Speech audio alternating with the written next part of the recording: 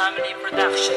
Ang ating bayan, ilan to kakalag sa pagkagapos. Halos lahat tayo alipin ang pagkahikahos. At tapos lahat tayo ay pawabiktima ng ating mga gawang katumbas ay 15. Kaming mga kabataan ay waring nakakulong. Di naman kami adik, ngunit bakit parang lulong? Sa binubuga ng pabrikang dulot ng pagkalason. At may itatama mo pa ba ang naganap kahapon? Hindi namin makita ang tunay na simbolo. Ang pagmamahal sa kalikasan ba ay simbolo ng isip ko't isip mo, ng isip nating lahat? Sinong dapat nasisi, hindi ba tayo ring lahat? Tayo rin ang responsable, sinong irresponsable? Bakit itong posible ay nagiging imposible? Kailan ka ba kikilos para maisalba?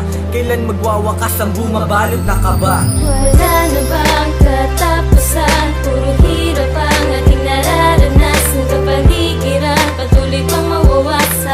Anong gagawin at kanino dapat umasa? Wala na bang katapusan? Puro hirap ang ating nararanasan. Kapaligiran, patuloy pang mawawasan. Anong gagawin at kanino dapat umasa? Pagbasta ng iyong paligid, sa sulok at sa gilid. Abot na ang baha hanggang dito sa aking litid. Kay daming nanalasa, ang daming namihasa. Magtapon ng basura, bakit di na nadalasa?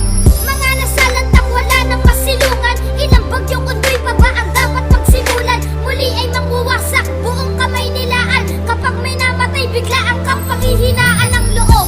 Aniw ay binabalot ng bagabag. Inanot ang lahat, ang natira na lang ay papag. Ito ay nagmula pa sa ting mga ninuno. Ang aral na itinawid sa ting mga pinuno. Putulin pa ang puno, sino nagpasimuno? Ito ang pangungusap kung parang walang sinuno. Parang isang krimen, di mahanap ang hustisya. Walang ibang kasangkot kundi ang mga pulisya. Wala na bang katapusan? Puro hirap ang ating nararanasan. Kapaligiran, patuloy pang mawawasan. Anong gagawin at kanino dapat umasa? Wala na bang katapusan? Puro hirap ang ating nararanasan. Kapaligiran, patuloy pang mawawasan. Anong gagawin at kanino dapat umasa? Nagtatapon sa paligid ng iba't ibang basura. Ilibot mo ang iyong mata, ano na bang itsura? At itim pa rin ang ilog, di na nabalik sa dati. Di na magbabago to, idaan man sa debate. At tirik pa rin ng lupa na gumuhulong sa bagyo. Walang ibang balita dyan sa TV at sa radyo. At maging sa mga dyaryo, ano ba ang sinasabi? Ang kalamidad na to,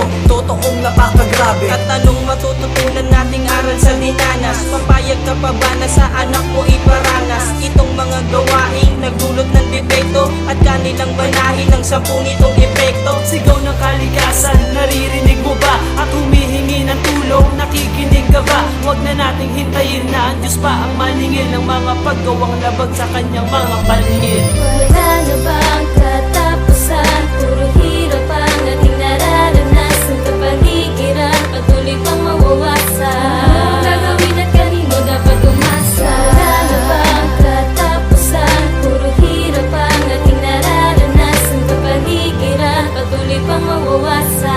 Anong gagawin at kanino dapat umasa? Kailan pa ba mabibigyan ng kasagutan kung ang bawat tao ay nagkakasala sa ating lipunan? Kailan pa ba makakaranas ng ginhawa kung ang bawat isa'y walang pagmamahal sa kapaligiran? Kailan pa ba mabibigyan ng kasagutan kung ang bawat tao ay nagkakasala sa ating lipunan?